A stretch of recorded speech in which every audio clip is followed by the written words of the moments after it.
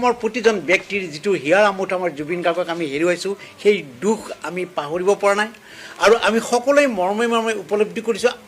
16জন মানুহৰ সন্মুখত এজন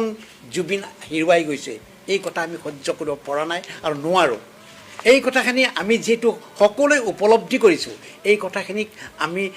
এষ্টাব্লিছ কৰিব লাগিলে এতিয়া ন্যায়ৰ দ্বাৰাই কৰিব লাগিব আৰু তাত কৰিব লাগিব দুয়োপক্ষৰ উকিলৰ মাজত থকা তৰ্কযুদ্ধৰ দ্বাৰাই গতিকে ইয়াৰ যোগেদিয়ে মই আমাৰ উকিল কণ্ঠাও যিহেতু আমাৰ লগত আছে উকিল কণ্ঠাই যিহেতু এই ক্ষেত্ৰত তেওঁলোকে এই গোটেই ঘটনাটোৰ লগত তেওঁলোক জড়িত হৈ আছে